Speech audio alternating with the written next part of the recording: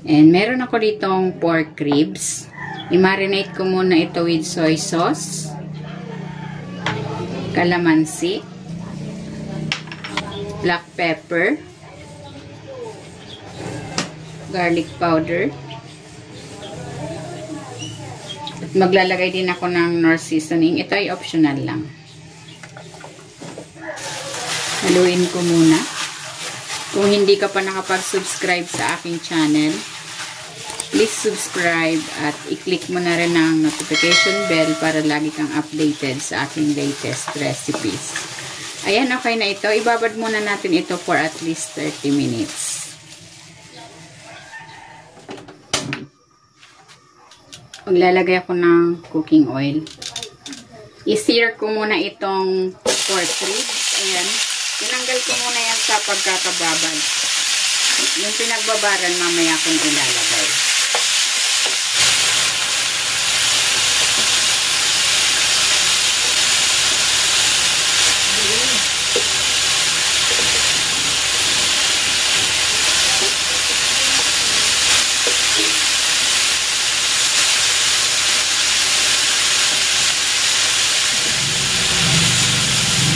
Hahanguin ko muna.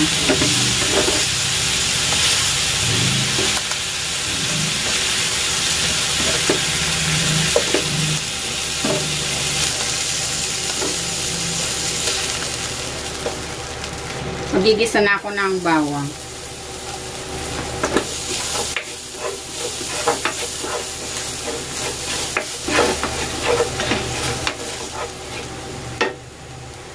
At ng sibuyas.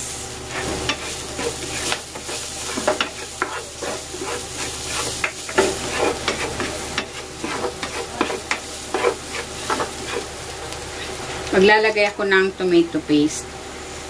Mas preferred kong gamitin yung tomato paste kaysa tomato sauce kasi mas mapula yung tomato paste.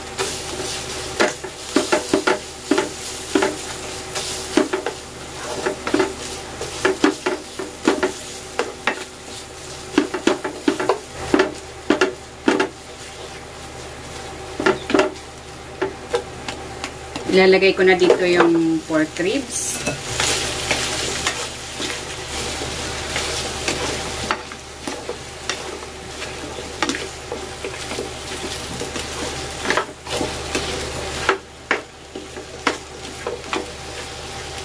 Ibubuhos ko dito yung pinagbabaran nitong pork ribs.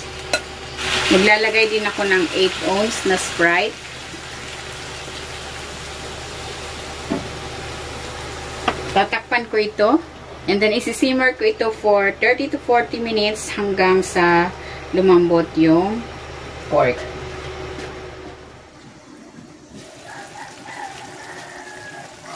Ayan, ito na yung pork. Nag-reduce na yung sauce at malambot na rin. Tinikman ko medyo matabang pa. Maglalagay ako ng patis. Pwede rin kayong maglagay ng mga pampalasa of your choice kung anong gusto nyo ilagay.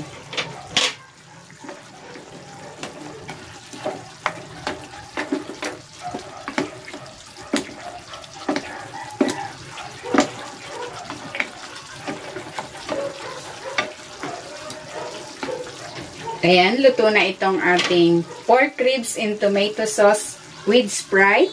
Hahanguin ko na ito.